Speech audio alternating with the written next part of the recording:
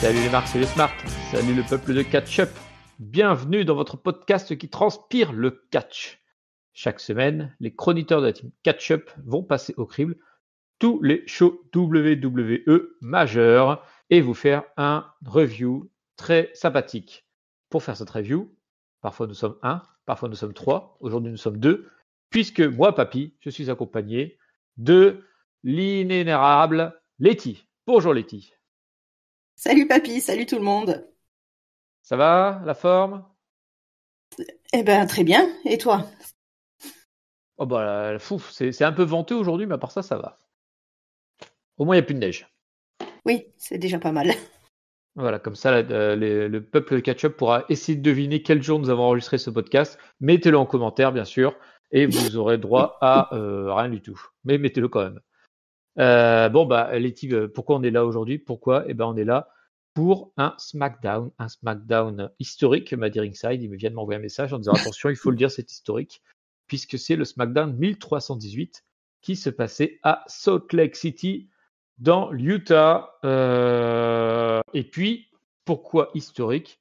Eh bien, parce qu'il démarre tout de suite par un résumé de la semaine dernière, ça on s'en fout, mais il démarre tout de suite par l'arrivée de la New Bloodline, le clan de Solo Sikoa, qui va dans le ring tout de suite, qui demande à Salt Lake City de la knowledger. Bah oui, parce que c'est un peu le patron maintenant, Solo Sikoa, puisque depuis la semaine dernière, il a désormais une team de 5 pour les Survivor Series Wargame avec l'arrivée de Bronson Reed. Et donc, du coup, bah, son équipe est bien prête, lui. Une équipe qui n'est pas prête, c'est celle dont le public chante le nom, OTC, puisque c'est celle de Roman Reigns. Et donc, du coup, Solo propose à Roman simplement d'arrêter les frais parce que son équipe sera jamais prête. Et donc, il lui fait une offre qui est valable jusqu'à la fin de la soirée, qui est en fait de se rendre, et d'accepter les termes, comme on dit, de la New Bloodline. Donc voilà la proposition de Solo, c'est tu seras jamais prêt pour Wargame, dans ces cas-là, abandonne, rends-toi et accepte les termes pour ta reddition. Voilà, c'est comme ça qu'on dit. Et puis, terminé, il repart en coulisses. Letty, on démarre tout de suite avec la Bloodline, quelque part. C'est un peu le fil rouge, le fil bleu, le fil de toutes les couleurs qu'on a sur tous les shows. Et donc, une proposition limite indécente de Solo à Roman. Est-ce que tu penses que Roman va accepter? Ah, mais c'est une très bonne question, et je pense qu'il a beaucoup d'espoir, parce que connaissant Roman, c'est quand même, ce serait quand même bizarre qu'il vienne s'agenouiller devant Solo et accepter de se rendre. Mais écoute, il a de l'espoir, pourquoi pas. On commence directement, comme tu le dis, avec le fil bleu qui va nous tenir jusqu'au main event, jusqu'à la fin du show. Donc, on va découvrir la suite très rapidement. Oui, bah effectivement. Alors, en fait, t'as l'impression que ça va être le chapitre du jour, en fait, sur l'épisode de SmackDown. Alors, aujourd'hui, nous verrons la reddition de Roman. Et puis, ensuite, il déroule l'épisode. Et c'est vrai que c'est un peu l'habitude, côté show bleu, de nous faire un fil bleu tout du long et en annonçant directement quel sera le sujet du jour. Aujourd'hui, la reddition.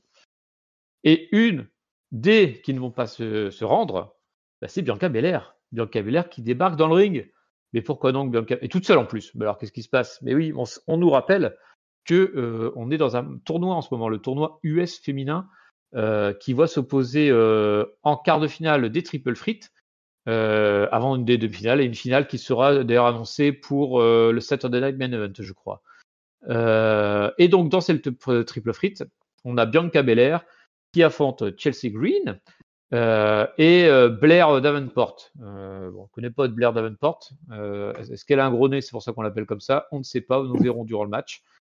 Mais du coup, on a cette triple threat, sachant que, pour rappel, c'est Bayley qui a gagné le premier quart de finale et qui est qualifié pour la demi. Donc, qui viendra opposer Bayley? On va longtemps croire que c'est Bianca Belair, puisqu'on a une énorme domination de Bianca Belair qui va un peu soulever tout le monde, les balancer dans tous les sens et tout. Et alors qu'elle a balancé Chelsea Green en dehors du ring et qu'elle s'apprête à achever Blair Davenport, tout d'un coup, l'écran se met à s'allumer et une vidéo démarre, une vidéo du parking, manifestement, où on a une voiture et sur la voiture, et ben le pare-brise est brisé. Donc quand le pare-brise est brisé, qu'est-ce qu'on appelle? On appelle notre ami Carglass, là, Jet Carglass, qui est éclaté sur le pare-brise. Alors bien éclaté, hein, c'est-à-dire qu'elle est totalement tordue, elle a l'œil tout rouge et tout. Elle a dû se faire rouler dessus par je ne sais pas qui. Et puis bah du coup c'est plus qu'une pièce de 2 euros, donc du coup on ne peut pas la réparer tout de suite. Et Bianca, voyant ça, qu'est-ce qu'elle fait? Elle s'enfuit du match en disant ah ma copine elle est KO. Parce que c'est super utile de courir quand tu es en plein match. Surtout quand tu n'avais plus que 2 secondes pour finir. Mais bon, c'est pas grave, tu t'en vas. Tu es face, tu es pas malin. Mais bon, du coup, qu'est-ce qui se passe? Eh ben, notre ami Chelsea Green remonte sur le ring. Elle contre Blair Davenport avec son Unprettier et s'impose et se qualifie pour les 2 finales sous les vivas de la foule. Parce qu'on sent quand même qu'elle est plutôt appréciée, Chelsea. Tandis que Blair, tout le monde s'en foutait. Donc du coup, bah, on a une Chelsea Green qui est qualifiée pour les 2 finales contre Bayley, si j'ai bien compris. Et après la pub, on verra Bianca arriver sur le parking où Jade a déjà été chargée dans l'ambulance et Bayley et Naomi regardent en disant oh bah, c'est pas de bol. Hein. Et du coup, Bianca, on ne la reverra plus de la soirée. Bon, plein de choses à dire du coup peut-être dans ce segment. L'attaque sur Jade. Est-ce que tu as remarqué d'ailleurs qu'il y avait Bobby Roode dans les officiels qui étaient autour de Jade Cargill? Ça fait plaisir de le voir, le sacré Bobby. Et puis la qualification de Chelsea Green. Bah Letty, je ne sais pas par quoi tu veux commencer, mais vas-y, the floor is yours. Eh ben, écoute, il y a beaucoup de choses à dire effectivement sur ce segment.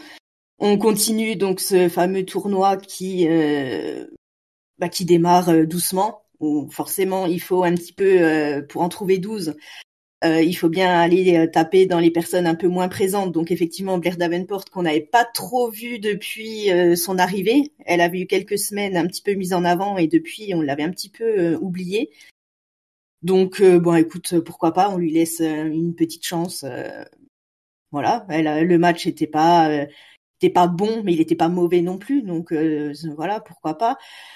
La petite intervention, forcément, ça fait partir Bianca, puisqu'effectivement, comme tu l'as dit, c'est très utile une fois qu'elle est déjà KO sur un pare-brise de courir et de louper une victoire. Mais bon, tant pis, hein, elle est partie.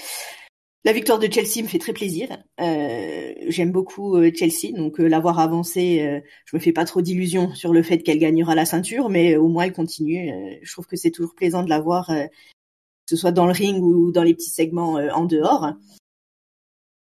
Et surtout, ils ont réussi à faire, entre guillemets, d'une pierre 3 coups. C'est-à-dire qu'avec cette attaque, puisqu'on sait bien sûr que, même si elle dit, c'est qui l'a attaqué, on se doute très bien que c'est les filles de Raw pour ce fameux War Games. Et donc, on monte un petit peu le truc pour les War Games. En même temps, on enlève Belair de ce match-là. Ça évitera, puisqu'elle est quand même déjà championne, quitte à créer une ceinture, autant faire gagner quelqu'un qui en a pas déjà une. Et en même temps, ça enlève aussi Jade du match puisqu'elle a été annoncée remplacée dans le match de qualification qu'elle devait avoir la semaine prochaine, je crois. Tout à fait, semaine prochaine. Et donc du coup, pour les mêmes raisons que Bianca Belair, on éjecte aussi Jade du tournoi. Donc voilà, je trouve que c'était plutôt une bonne idée. Et voilà, Chelsea qui continue, c'est toujours très bien. Oui, c'est très bien, c'est très bien. Je me faisais la réflexion la semaine dernière en pensant à Chelsea Green, en me disant que c'était peut-être chez les filles en tout cas, la seule fille qui avait un personnage, une vraie personnalité. Alors côté SmackDown, je parle pas d'Euro, mais côté SmackDown, qui a une vraie personnalité établie, un vrai rôle qu'elle joue, et puis que ça me manquait un peu. Après, en réfléchissant encore plus, je me suis dit, finalement chez les gars, il n'y en a pas tant que ça qui joue un rôle, mais elle en tout cas c'est établi. C'est vrai que ça sort et du coup je pense que c'est aussi pour ça qu'elle apprécie le public parce que tu sens comme qu'elle tente quelque chose, qu'elle tente des personnalités, qu'elle joue son personnage à fond quoi. Donc c'est toujours intéressant.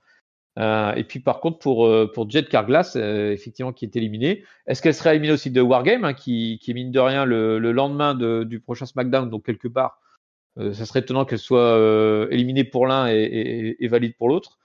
Voir Bianca Belair là qui est partie, qui a disparu pour aider sa copine. Est-ce qu'elle sera toujours là pour le Wargame ou est-ce qu'elle sera traumatisée?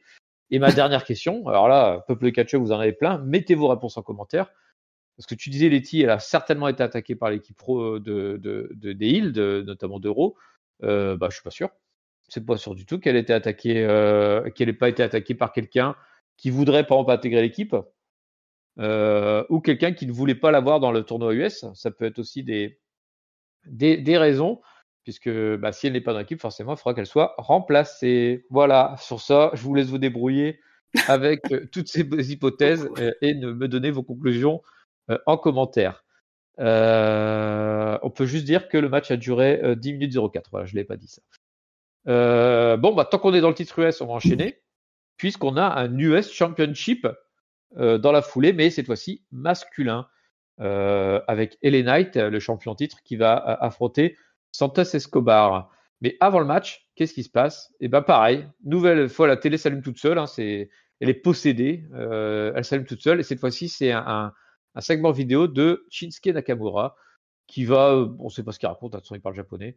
Et en fait, LA Knight, il est comme moi, il a beaucoup de mal enfin, il comprend le japonais, mais bon, il faut le temps de traduire. Et donc, du coup, on voit qu'il essaie de traduire au fur et à mesure ce qu'il raconte. Alors, il dit, ah oui, ok, watashi wa machin, c'est bon, j'ai compris. Ah ouais, d'accord, il me connaît mieux que je me connais moi-même, je sais pas quoi. Et en fait, pendant qu'il est concentré à essayer de traduire, il y a Santos Escobar qui va sauter sur lui et l'attaquer directement avant le lancement du match. Le match va être un match de bonne facture de 8 minutes 07. Une nouvelle fois, pas de botch chez LA Knight, qui peut-être a enfin trouvé son rythme de croisière. Néanmoins, il va quand même se faire déconcentrer par l'arrivée de Shinsuke Nakamura en bout de rampe, ce qui va permettre à Santos Escobar de reprendre le dessus, mais pas pour la victoire, puisque au moment où il balance son finish sur LA Knight, le contre, se retrouve derrière, lui fait un BFT, et pour la victoire, 1, 2, 3, champion conserve, mais champion conserve et champion se fait piétiner, puisqu'il n'a même pas le temps de se relever, que les pieds de Nakamura lui arrivent directement dans la gueule et qu'il se fait tabasser. Voilà, les nouvelles défenses victorieuses de LA Knight et nouveau pied dans la gueule de la part de Shinsuke Nakamura. Est-ce que ton niveau de japonais est suffisamment bon pour que tu comprennes tout en live, toi? Absolument pas. Je ne maîtrise pas du tout cette langue. Tout comme LA Knight visiblement, puisqu'il était très concentré sur les sous-titres, a priori, pour pas se douter que Escobar allait forcément en profiter pour arriver par derrière. Le match était plutôt pas mal, comme tu l'as dit, pas trop d'erreurs, enfin, tout était plus ou moins bien fait. Donc, ça fait c'est toujours bien de voir des défenses de titre. Surtout là, 2 semaines de suite, c'est quand même assez rare de voir des champions défendre aussi souvent leur ceinture. Tout le long du match, enfin, je sais pas pour toi, mais en gros, le match était bien, mais j'avais du mal à me concentrer dessus parce que je me disais que forcément, vu la promo vidéo de Nakamura, il allait forcément se pointer à un moment ou à un autre. Et j'ai trouvé ça un peu dommage de passer ce message-là à ce moment-là, parce qu'en fait, on attendait plus l'intervention, quand est-ce que ça allait arriver, plutôt que de vraiment se concentrer sur le match et de savoir si Escobar avait vraiment une chance ou pas. Puisqu'en fait, de lancer cette nouvelle rivalité entre Knight et Nakamura à ce moment-là, enfin, ça faisait, il y avait pas trop de suspense sur le fait que qu'il allait conserver, puisque la ceinture allait être, va sûrement être quelque chose de central dans leur rivalité. Donc j'ai trouvé ça un petit peu dommage, mais voilà, le match était pas mal, et puis la petite attaque sur Nakamura, de Nakamura à la fin, ça rajoute un petit peu dans l'énervement, je pense, de Knight pour s'orienter vraiment sur cette feud et puis laisser les latinos de côté un petit peu. Mais effectivement, non, mais tu as raison. Et alors moi, je l'ai plus déconcentré par les sifflets de Escobar, là, pendant tout match. Il fait, à chaque fois, dès qu'il va faire une attaque, il siffle. Bon, il sait bien le faire, hein, mais bon, au bout d'un moment, ça devient un peu énervant, notre ami Santos Escobar. Mais tu as raison, c'est vrai qu'avoir une rivalité qui se lance et en parallèle d'autres matchs avec d'autres challengers, tu ne crois pas une seule seconde que les challengers ne soient pas de la chair à canon. Mais bon, c'est rare, ça va dire du classique du catch. Ça, quelque part, empêche plutôt d'avoir la rivalité directe entre Nakamura et les Knights, ça permet de le garder pour le grand soir, hein, où il y aura le vrai match. Donc voilà, donc c'est ces petites techniques habituelles de la WWE pour nous éviter d'avoir la rivalité tout de suite. À propos de rivalité, en coulisses, il y a Johnny Gargano qui est en train de tchatcher avec les Motor City Machine Gun et défendre un peu Ciampa en disant bah vous savez c'est un gars bien, il est un peu émotif et tout, il a vraiment un grand cœur et donc du coup bah de temps en temps il est porté par ses émotions puis il maîtrise plus trop. Enfin voilà, je pense qu'il est pris par ses émotions et puis il a vraiment envie de faire ce match là contre vous. Donc moi je pense que le bon truc, le bon move, ça serait que de faire le match en fait finalement entre Motor City Machine Gun et DIY pour soulager un peu Tommaso Ciampa. Donc les Motor City Machine Gun ne se laissent pas embobiner et disent non mais s'il y a bien une équipe qui doit avoir un match contre nous, c'est les Street Profits vu qu'ils se sont fait entuber la fois dernière. Et que bah voilà, c'est plus eux qui méritent un match pour le titre. Là-dessus, Gargano fait pouah les Street Profits, mais non, ça pue et tout, c'est des nuls et tout. Mais il dit ça sans se rendre compte que les deux sont derrière, et puis qui du coup, alors j'ai pas trop compris ce que raconte les Street Profits, j'avoue, j'ai pas fait super attention. Mais si j'ai bien compris, c'est qu'en gros, il disait ce match pas, c'est une ordure, et de toute façon, tous les DIY, c'est des ordures aussi. À noter quand même que les Street Profits sont 3 têtes de plus que l'ensemble de Motor City Machine Gun et DIY, c'était assez rigolo.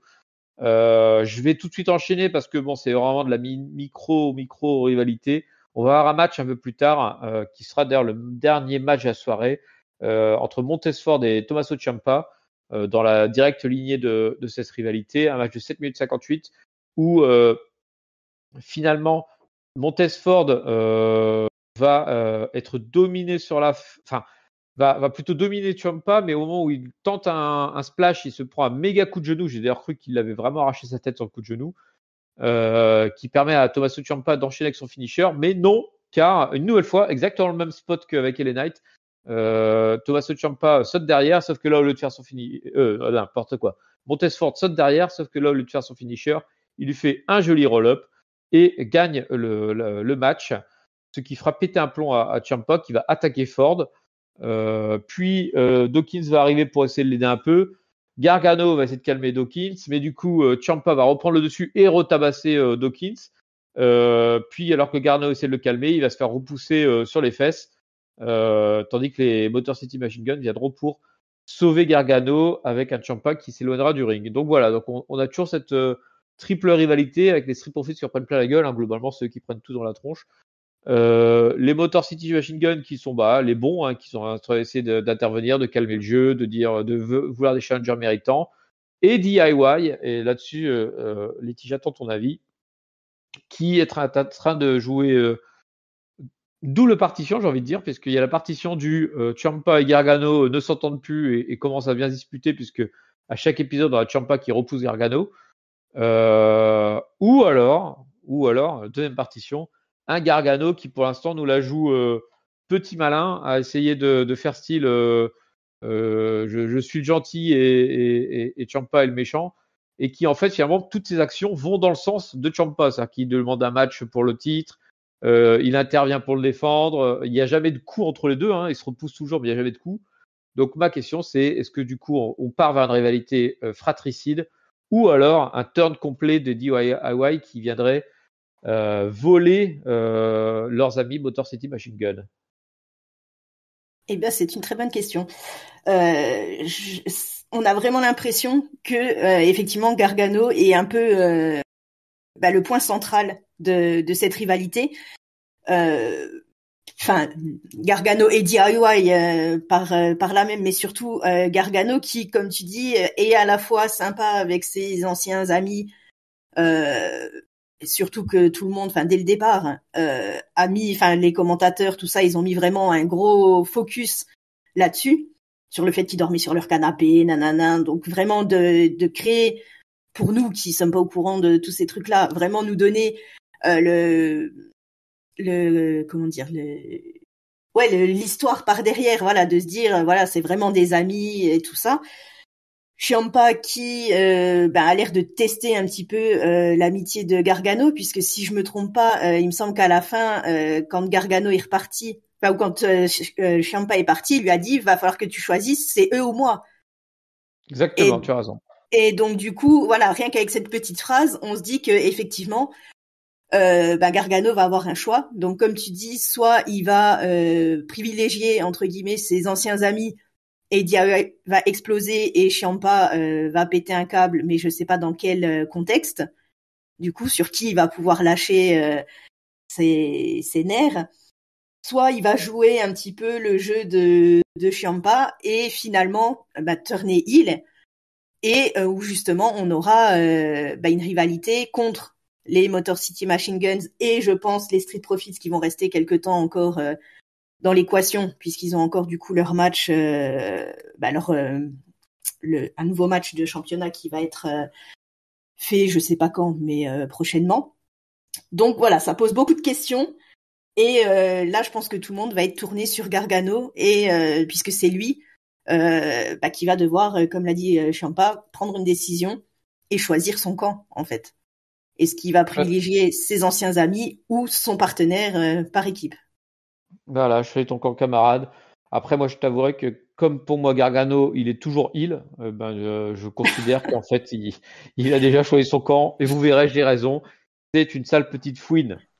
Euh, voilà, donc repartons un peu en cause. Donc on repart dans le temps, hein, du coup, hein, on voyage dans le temps. On est un peu comme ça ici à Catch Up, puisque on va retrouver Nick Aldis en coulisses, qui mène sa petite enquête par rapport à l'agression sur Jet Carglass et qui demande à Nia Jax si c'est elle qui l'a agressé. Et Nia Jax, non, non, c'est pas moi, j'ai autre chose à foutre. Voilà, c'était pas un grand échange. Par contre, du coup, en se baladant, qui est-ce qu'il croise? Il croise Cody Rhodes. Bah oui, Cody Rhodes qui est là en jogging et qui se dirige vers le ring. Et Nick Aldis, il dit non, mais il intervient, il dit ah Cody, hey, Cody, ça sert à rien de t'enflammer, mon gars. Finalement, KO, personne ne l'a vu, à mon avis, il est pas là. Donc bon, je pense que tu peux retourner glander dans ta loge. Mais Cody là, aujourd'hui, il fait ah non, j'ai pas envie de glander dans ma loge. Aujourd'hui, j'aime trop ma musique d'entrée. Les gens qui font wow, donc du coup, je vais rentrer dans le ring. Et puis, je suis sûr qu'en plus, Kevin Owens, il est là, il se cache. Donc, du coup, je vais l'attirer à moi. Donc, effectivement, Cody rentre dans le ring, il fait son show, ça va, il se met à genoux, etc. C'est toujours pareil. Et il prend son micro en demandant à Keo de le rejoindre. Pas de réponse. Il réinsiste un peu en disant non, je sais que t'es là, vas-y, ramène-toi, espèce de voilà. Et puis là, une fois apparaît au micro, quelqu'un est dans la salle, quelqu'un est dans les gradins. C'est Kevin Owens qui est là, qui est magnifiquement habillé avec un super t-shirt costard, qui du coup reproche à Cody d'être habillé comme un sportif du dimanche là avec sa veste de jogging dégueulasse. Tous ceux qui portent des vestes de jogging, d'ailleurs, mettez-le en commentaire et sachez-le, vous n'avez pas de goût. Et donc, du coup, ça énerve Cody, hein, parce que là, Cody, il n'aime pas qu'on se moque de sa tenue. Donc, il essaie d'aller l'attraper dans les tribunes, mais il est arrêté par la sécurité parce qu'effectivement, Nick Aldis avait prévu tout un système en fait pour séparer les deux. Donc, du coup, le dialogue va s'installer à distance entre les deux personnages, avec un Kevin Owens qui va reprocher une nouvelle fois à Cody Rhodes d'avoir tout causé, puisque il lui remet le contexte. Il dit moi, Kevin Owens, je suis le mec qui se bat le plus longtemps contre la Bloodline. Ça fait 4 ans que je suis contre la Bloodline. Je me suis fait péter la gueule un nombre incalculable de fois. À la fin, toi, tu es arrivé l'an dernier. Eh bien, je suis venu à t'aider à WrestleMania et t'as perdu. Je suis revenu t'aider à nouveau et cette fois-ci, tu as gagné. Donc, du coup, et la première chose que tu as fait derrière, une fois que je t'ai bien aidé à battre la Bloodline, c'est tu t'es associé à Roman Reigns. Donc voilà, t'es un sale traître, de Cody Rhodes. Donc du coup, je ne te supporte pas. Bon, Cody, il fait oh non, vas-y, c'est pas vrai. Alors le début est un peu faible de Cody Rhodes, mais après ça s'améliore puisqu'il va quand même aller sur la personnalité de Kevin Owens en disant que toi, Kevin Owens, c'est un mec qui se plaint tout le temps, tu te places tout le temps en victime et tu te plombes en fait. Hein, parce que en fait, finalement, toi, ça fait 10 ans que tu as la WWE et tu as fait une super carrière, tu es Triple Crown champion et tout, enfin, tu as tout gagné. Tu devrais être un des visages de la WWE. Mais comme tu es toujours en train de te chercher des excuses et de te plomber toi-même, bah non, tu n'y arrives pas. Et du coup, tu cherches des excuses pour tes échecs. et tu te cherches même une excuse, sachant que tu avais la possibilité de prendre le titre à Bash à Berlin, et que au moment de m'achever, tu l'as pas fait parce que tu as eu des doutes. Et donc maintenant tu te le reproches et tu regrettes de pas avoir m'achevé, de pas ne m'avoir achevé. Voilà, je vais y arriver. On pourra même finalement d'aller très loin sur Randy Orton en compensation, et que maintenant il faut que tu assumes un peu, et puis faut que tu m'affrontes, et un contre un, et puis comme ça on va régler les choses dans le ring. Kevin Owens nous fait la classique heel en disant d'accord, mais alors c'est où je veux quand je veux. Alors t'as plus qui fait bouh, et il fait du coup ça sera pas ceux de Lexity, bande de débiles. Ça c'était bien trouvé, j'ai trouvé. Et après, il enchaîne en disant qu'il déteste, il est Cody. I hate you. Et Cody dit non, tu te trompes. Tu te hais toi-même. Oh, là, celle-là. Franchement, j'ai trouvé que celle-là était de trop parce que ça faisait vraiment trop cheap. Genre, c'est moi qui ai le dernier mot. Mais c'est pas grave. Il lui répond qu'il ira jusqu'au bout. Et puis les deux iront jusqu'au bout. On ne sait pas quand, on ne sait pas où, mais ils iront jusqu'au bout. Ce sont des jusqu'au boutistes. Et c'est comme ça que se termine le segment avec de la haine, avec des jusqu'au boutistes. Letty, qu'en as-tu pensé? Est-ce que, comme moi, tu penses que c'était quand même un peu mieux que les derniers segments de Cody? Oui, ça y a pas photo. On a vu quand même un peu de motivation, un peu d'envie, un peu de hargne presque contre Kevin Owens, donc c'est plutôt pas mal. Ça change un petit peu effectivement des derniers segments, enfin où c'était un peu, on le voyait pas trop, on savait pas trop ce qu'il faisait, c'était un peu compliqué. Donc ça fait plaisir de voir un champion quand même qui se réveille un petit peu. Kevin Owens, qui est toujours aussi bon pour justement faire ressortir ce côté-là chez les autres. J'ai trouvé plutôt malin de rajouter un petit peu quand même Randy Orton dans l'histoire, puisque Cody a quand même beaucoup appuyé là-dessus, sur le côté, tu t'es lâché sur lui, mais lui c'était ton pote, il t'a rien fait, c'est contre moi que t'as quelque chose, pourquoi tu t'en prends à lui? On a vu un petit peu, moi j'ai vu un petit peu de doute dans les yeux de Kevin quand il lui a dit c'était ton ami, pourquoi tu lui as fait ça? On sait très bien que la rivalité va se faire. On sait très bien que Randy va revenir un de ces quatre. On ne sait pas quand, mais on sait très bien qu'il va revenir et qu'il va se mêler un petit peu à tout ça. Donc c'était plutôt bien fait. Et j'ai trouvé plutôt malin justement de mettre Kevin un peu plus loin. De pas le mettre dans le ring en fait. Ça évite la confrontation physique tout de suite. Puisque là, justement, je pense qu'on est plutôt sur un truc un peu psychologique où il faut faire monter la sauce, en fait, des deux côtés et réserver, c'est mon avis, mais en tout cas, réserver le côté vraiment affrontement physique pour le match en lui-même. Je pense que ça perdrait d'intensité si ils étaient là à se faire des petites bagarres séparées par la sécurité toutes les semaines avant le gros match. Donc, j'ai trouvé que ça, c'était plutôt malin. Et du coup, on sait toujours pas quand aura lieu ce match. J'ai pas compris si c'était s'ils ont déjà annoncé la date ou pas. Ça, j'ai pas capté. Ah non, pas du tout, justement. Je sais, c'est le principe, je pense, Voilà, ça où sera Kevin Owens dit ça sera quand je veux, donc il gagne du temps pour l'instant. C'est ça, ce sera peut-être pas la semaine prochaine. Du coup, ce sera peut-être plutôt pour Saturday Night Main Event, je crois. Peut-être, on verra. En tout cas, c'était plutôt intéressant et il faut qu'il continue sur cette lancée-là, Cody, qu'il se rendorme pas en chemin. Effectivement, il faut qu'il se continue à être un peu plus hargneux et un peu plus présent dans les shows. Par contre, c'est vrai qu'en t'écoutant, je parlais à quelle show ça arrivera. Je me dis que la carte de Wargames, pour l'instant, il n'y a rien du tout dessus. Hein. C'est dans une semaine, mais il y a les 2 matchs et c'est tout. Non? Il y a quoi d'autre? Il n'y a rien d'autre à part ça?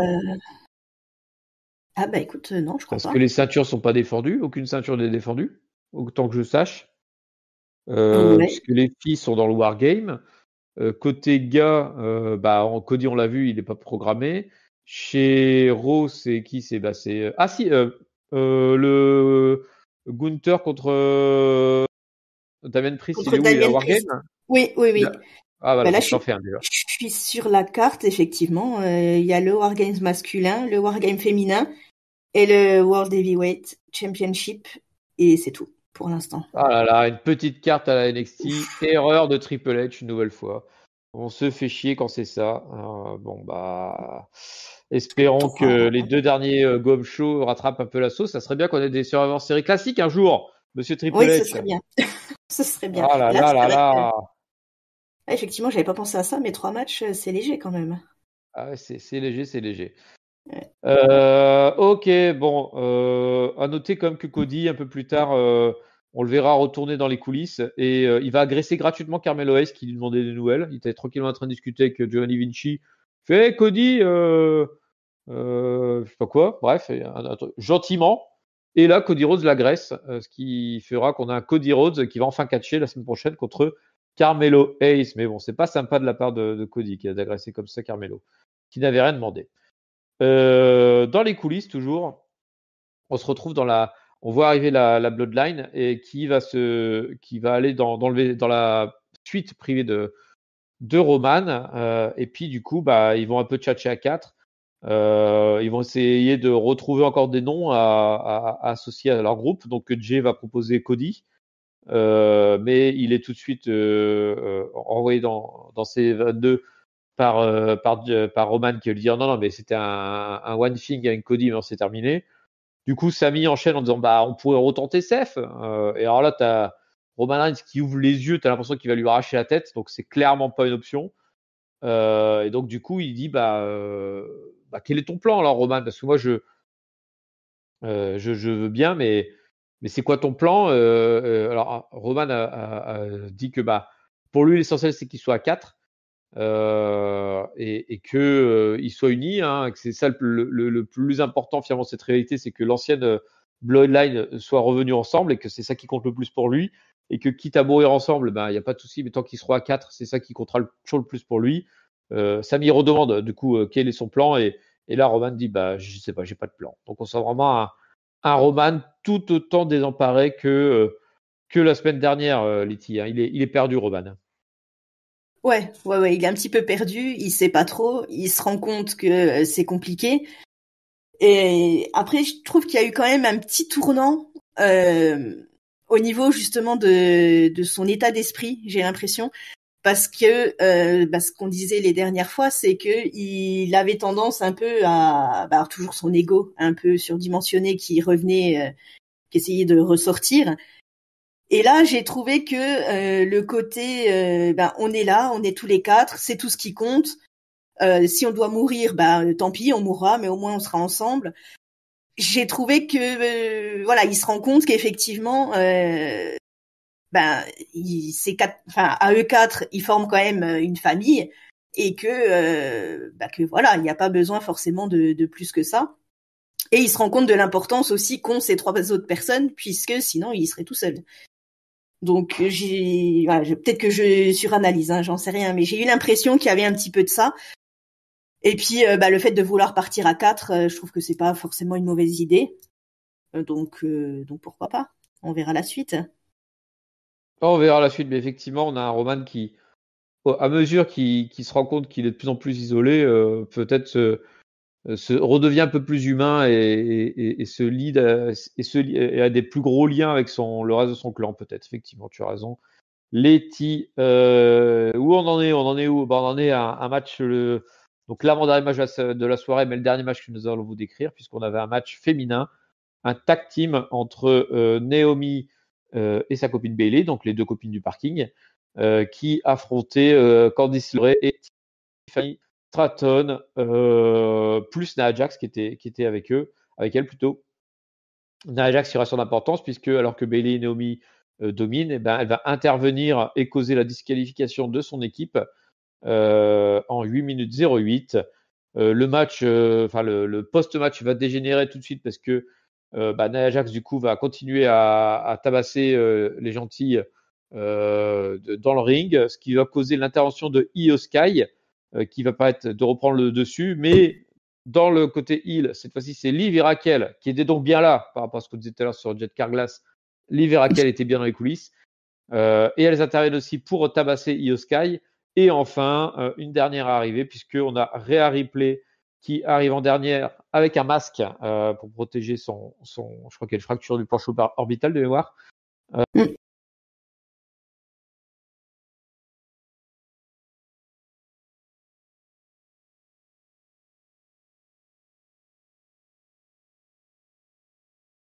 Entre le Candlestick et Liv Morgan et prendre l'impact, un bel impact d'ailleurs, parce qu'on verra qu'elle a une belle marque rouge dans le dos. Et puis les Hills vont fuir le ring, tandis que Rhea Ripley va relever un peu tout le monde. À noter donc que dans le ring, on se finit avec 3 membres du Wargame féminin, puisqu'on a Io Sky, Naomi et Rhea Ripley. Et dans l'autre coin, on a Bayley qui, elle, par contre, n'est toujours pas sur la carte. Je dis toujours pas, puisque bon, il y a quand même un moyen qu'il manque une fille chez les gentils et qu'il y en a une qui n'a rien à faire et qui passe son temps à les aider. Voilà pour ce segment. Letty, est-ce que tu as quelque chose de particulier à dire dessus? Pas forcément. Après, c'est une fin qui était quand même plus ou moins attendue. En fait, c'est un peu le reproche que j'aurais à faire, c'est un peu comme pour le match de LA Knight où on attendait Nakamura. Là, en voyant les 4 filles qui étaient présentes, plus Naya en ringside, on savait très bien que ça allait partir en cacahuète à un moment donné. On savait très bien que toute la cavalerie du War Games allait débarquer. Donc, pareil, un peu compliqué de rentrer dans le match. Après, comme tu le dis, Bayley qui est là, qui se balade, hein, je trouve qu'elle est toujours c'est toujours un peu compliqué pour elle. Je trouve que c'est toujours un peu gênant de la voir être dans le truc, mais en même temps pas trop. Enfin, c'est compliqué. Mais bon, voilà, on arrive sur le War Games et puis de toute façon, voilà, malheureusement, on sait très bien que le match va se faire. Il sera bien ou pas, on verra. Et puis la semaine d'après, on repartira sur totalement autre chose. Les amitiés seront complètement arrêtées. On repartira sur d'autres histoires. Donc moi, j'ai du mal à m'investir dans ce genre de match où on sait très bien que ça donnera rien derrière, en fait. Ouais, c'est le Wargame factice par excellence, hein, les filles. Et pourtant, il y a énormément de choses à raconter. Je suis très étonné, moi, parce que là, on parle de Bayley. C'est un peu nous, finalement, qui allons chercher, qui allons mettre sur son personnage des émotions ou des analyses, parce que finalement, il montre rien, en fait, hein, de ses doutes, du fait qu'elle soit là, mais qu'elle soit exclue, finalement, des autres. C'est très, très fait, c'est fait très léger. Et là, ils ont eu le match était archi classique, l'intervention classique, tout le monde qui déboule, c'est classique. Mais à aucun moment, tu as de jeu de regard entre Bayley et Yoskai, par exemple, alors que clairement, ce serait un des sujets qu'il faudrait aborder. Bon, alors, est-ce que c'est volontairement fait à toute petite touche? Je pense pas, et ça serait con, parce que bon, on est comme sur du catch, on est censé y aller bourrin. Mais ou est-ce que c'est juste que bah ils ont pas envie de mettre autant d'efforts que sur les gars? C'est un peu le catch-up, je vous laisse mettre en commentaire, mais franchement, j'aurais dû beaucoup de mal à si je transposais ces segments-là avec la Bloodline par exemple, je pense qu'il ferait plus d'efforts. Mais bon, je dis ça, je ne dis rien. Bloodline, bah c'est le moment de la Bloodline puisque on a la New Bloodline qui arrive dans le ring, qui est rejoint par la Original Bloodline qui reste donc alors comment ça se passe? Ils montent sur le tablier du ring et puis ils se font face. Non, ils montent carrément dans le ring, pardon. Ils se font face dans le ring. Et donc Solo va tout de suite calmer le jeu en disant moi, les gars, il faut que je vous dise un truc, je suis pas là pour me battre. Pas pour me battre parce que je vous aime tous, vous êtes tous ma famille. Enfin, les 4, même Samy, hein, c'est la famille. Hein. De toute façon, c'est vrai que maintenant, j'ai l'impression que c'est fait une éternité, mais c'est vrai que finalement, Solo, c'était le petit dernier de l'ancienne Bloodline, hein, il en faisait aussi partie. Et donc, du coup, il dit moi, ce que je veux, c'est que on se réunisse tous dans une Bloodline derrière moi, qui serait inarrêtable. Et puis, puis voilà, parce qu'en plus, là, vous êtes malheureux, là, vous êtes à 4, vous n'avez pas de 5e homme parce que personne ne veut vous rejoindre, vous n'avez plus de Wiseman. Donc, moi, je vois qu'une solution pour vous, c'est qu'on s'unisse. C'est soit on s'unit, soit vous mourrez. Voilà, tout de suite, maintenant. Bon, c'est un peu radical comme choix. On voit que Solo, il va pas avec la cuillère, avec le dos de la cuillère, pardon. Et donc, il tend ensuite le micro à Roman Reigns pour savoir sa réponse. Roman Reigns prend le micro et avant qu'il puisse parler, c'est décidément devenu un classique à SmackDown, c'est-à-dire que Roman ne peut jamais parler quand il prend le micro, puisque on a une voix qui hurle dans la sono, qui dit Ladies and Gentlemen, qui c'est qui arrive? C'est Paul Heyman qui arrive, pas en costard, avec un petit t-shirt et une veste, et puis qui fait son entrée à la grande surprise de Roman Reigns. Et aussi à son soulagement, parce qu'après on verra qui aura la banane pour tout le segment. Et donc Paul Heyman, il nous fait un segment micro sous le niveau de la foule en disant que il a un souci, c'est qu'il adore les maths. Voilà, c'est un matheux, Paul Heyman. Il faisait le concours kangourou quand il était jeune. Il adore ça. Et il a un souci, c'est que il voit un match entre 4 contre 5. Et lui, il dit c'est pas possible. Il dit c'est pas possible. On peut pas faire un match 4 contre 5, un wargame, c'est forcément 5 contre 5. Et donc c'est des maths, moi c'est les maths que je comprends, c'est le 5 contre 5, c'est pas le 4 contre 5. Donc du coup, si on fait un 5 contre 5, c'est-à-dire que vous, la nouvelle Bloodline, vous allez être 5, et puis que la Bloodline originale va être à 5 aussi.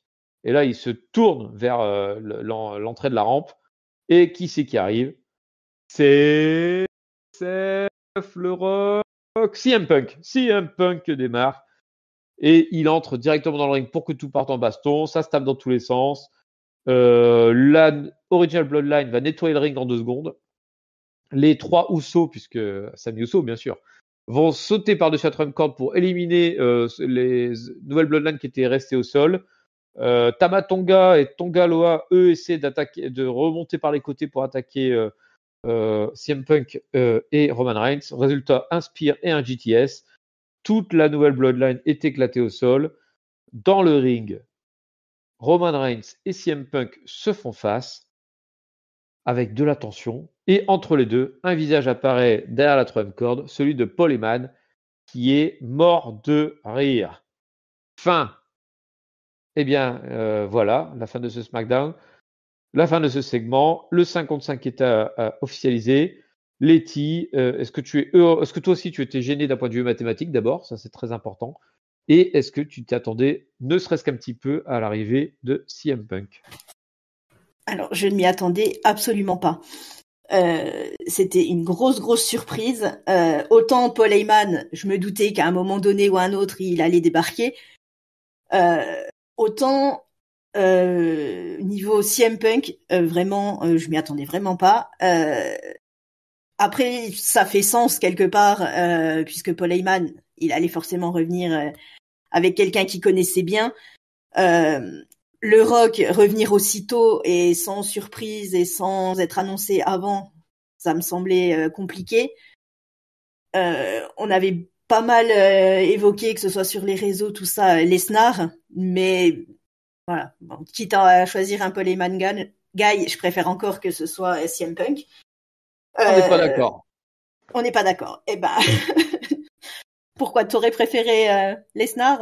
Lesnar dans une cage, moi j'aurais voulu voir ça. Hein. C'est toujours un spectacle de gens raffinés. Mais vas-y, je te laisse conclure. Après, je pense que voilà, tout est dit. Toujours la grosse écriture, voilà, de Solo qui est tellement sûr de lui qu'évidemment Roman va finir par se ranger derrière lui. Qui a été plus qu'étonné, et on a vu un petit peu sur son visage l'incompréhension quand Paul Heyman est revenu, de se dire il revient mais pour qui en fait, puisque voilà, bon, même s'il a fini par le passer à travers une table, c'était quand même son Wiseman aussi à un moment donné, donc tout ça, enfin l'écriture est toujours aussi fine, je trouve, pour cette Bloodline, et c'est toujours aussi passionnant malgré qu'on soit à la saison 850 de cette histoire depuis bien 4 ans que ça dure maintenant. En tout cas, moi je suis toujours aussi passionnée, j'ai toujours envie d'en voir plus, donc voilà, pari réussi de leur côté, et ça rajoute une hype supplémentaire pour le Wargames de la semaine prochaine du coup. Oui, de la semaine prochaine. Et c'est, je le disais sur Discord, n'oubliez pas d'aller sur Discord pour discuter avec nous, Peuple de Catch-up. c'est aussi une gifle supplémentaire à Seth Rollins, hein, parce que il déteste CM Punk, si je dis pas de bêtises, Seth Rollins. Oui. Donc le voir se faire finalement prendre sa place, parce que c'était lui qui était le plus courtisé par la Bloodline, et au final on dit non, mais ça sera pas toi, ça sera CM Punk. Là, c'est le genre de truc qui peut aussi l'irriter un peu, je pense, la Seth. Hein. Oui, il y a Mais des bon, chances. il y a des chances, il y a des chances. Et ben, il y a des chances aussi que l'épisode soit terminé. Et puis, comme nous sommes à catch-up, ça se termine non pas par un écran noir, ça se termine par un mot de la fin. Et Letty, tu vas nous partager ton flop, ton top et ta note pour ce SmackDown. Et ben pour le top, j'ai beaucoup hésité puisque cette séquence finale mériterait largement un top. Mais j'ai décidé de le mettre au face-à-face entre Cody et Kevin, puisque j'ai bien aimé l'intensité, voilà, Cody qui se réveille et tout ça, et on veut voir plus de Cody comme ça, donc un gros top pour cet échange. Le flop, c'est compliqué, j'hésite entre deux. Je vais le mettre à Bianca Belair. Oh, bon Bianca. Pour le fait déjà de se barrer en plein milieu du match, même si voilà c'est un move de face comme tu l'as dit et que voilà, mais ça reste débile. Et puis surtout le petit échange, on n'en avait pas parlé, je crois qu'elle a eu avec Bayley devant l'ambulance, quand Bayley lui disait, qu'est-ce qu'on peut faire, est-ce qu'on peut t'aider? Elle lui a répondu, un peu sèchement comme la semaine dernière, non mais c'est ma copine, c'est bon, je gère, laisse-moi tranquille. Puis elle est montée dans l'ambulance. Et donc voilà, ce côté insupportable de Bianca, je ne peux plus, donc flop. Et ma note, écoute, je vais mettre un bon 3,75 puisque malgré voilà une ou deux séquences qui étaient un petit peu en dessous, comme d'habitude la Bloodline écrase tout. Donc moi j'ai adoré cet épisode, donc 3,75. Très bien, très bien. Je ne vais pas te suivre sur ces top flops, puisque moi je donnais le top à retour de Paul Heyman, hein, plus que le retour de CM Punk, finalement, parce que CM Punk, alors d'une part j'avais été spoilé, donc forcément ça fait pas le même effet. Ça aide pas. Mais au-delà de ça, c'est pas forcément le personnage que j'aurais bien aimé voir dans cette rivalité. Donc je suis plus heureux de voir le retour de Paul Heyman en espérant qu'il puisse être là de temps en temps quand même pour nous faire plaisir et nous régaler de ces segments micro. Le flop, je vais rester comme toi sur les filles, mais là plutôt sur le Wargame féminin, hein, que ce match, c'était pareil cette construction de Wargame féminin là ce soir. Alors peut-être encore une fois qui joue sur le fait que Bianca que tout le monde maltraite Bayley, mais je trouve que c'est mal fait. Donc si c'est ça, c'est mal foutu. Et si c'est pas ça, c'est qu'ils foutent rien en fait. Donc bon, voilà, un peu de boulot s'il vous plaît. Autant tu vois le tournoi US, je trouve que c'est plutôt bien fait puisque pour l'instant on a des bonnes qualifications. Autant la partie Wargame, c'est vraiment tout naze. Et ma note, effectivement, c'était mieux que la semaine dernière. Je vais monter du coup à 3,5. Ça reste pas encore. Enfin, je suis dur en disant ça parce qu'il y a comme des fils bleus qui étaient sympathiques entre Cody et entre la Bloodline.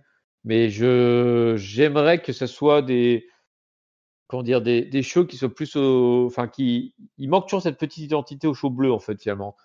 Puisque là, tu as l'impression que ça construit pour des pay-per-view uniquement, et t'as pas de taulier. C'est-à-dire que la Bloodline, la nouvelle Bloodline, elle sert à rien finalement, à part emmerder Roman Reigns. Elle n'a aucune influence sur le reste du show. Cody Rhodes, c'est un champion, mais alors là, il y a eu les 3 secondes où il a croisé Carmelo Hayes, mais sinon, personne ne va chercher sa ceinture, personne s'y intéresse. Et donc, je trouve ça manque un peu à SmackDown, hein, d'avoir un vrai fond. Et le jour où ils auront une identité en SmackDown, là, je pense qu'on va repasser un cap et qu'on sera bien mieux. Mais pour l'instant, ça n'est pas le cas. Voilà, donc 3,5. Eh bien, c'est fini pour nous. Cette fois-ci, je ne vais pas oublier, je vais vous dire où vous pouvez nous retrouver. Vous nous retrouvez là où vous nous écoutez en ce moment même. Voilà, c'est simple. Mais aussi sur YouTube pour ceux qui nous écoutent en podcast, mais aussi en podcast pour ceux qui nous écoutent sur YouTube. Vous nous trouverez aussi sur les réseaux sociaux. Je ne vais pas les citer parce que vous les connaissez, hein, c'est Catch-up CDC et c'est partout où vous allez. Et puis bien sûr sur le Discord, j'en ai déjà fait la pub tout à l'heure, où vous pouvez nous rejoindre en suivant le lien dans la description et partager avec nous vos impressions sur ces shows de la WWE, mais pas que. On a aussi des sections pour les shows mineurs tels que l'AEW ou tout ce qui se passe au Japon, voire même en France. On a aussi notre section française. Donc voilà, venez partager dans Discord vos impressions là-dessus et peut-être que du coup, venez aussi nous dire si vous souhaitiez qu'on fasse d'autres shows en review. C'est vrai qu'on s'est plus focus ces derniers temps sur la WWE parce que c'est un peu ce qui a le plus de demandes, mais si jamais vous avez d'autres demandes, n'hésitez pas à nous les partager. Et ben voilà pour cette review. Il me reste à te remercier, Letty, d'avoir partagé ce moment avec moi. Eh ben merci à toi, c'est toujours sympa. C'est toujours sympa. Et merci aussi au peuple de Ketchup qui nous écoute en ce moment même. Et je vous dis à bientôt tout le monde et passez une bonne semaine pleine de catch. C'est comme ça qu'il dit le patron. Allez, salut. Salut tout le monde.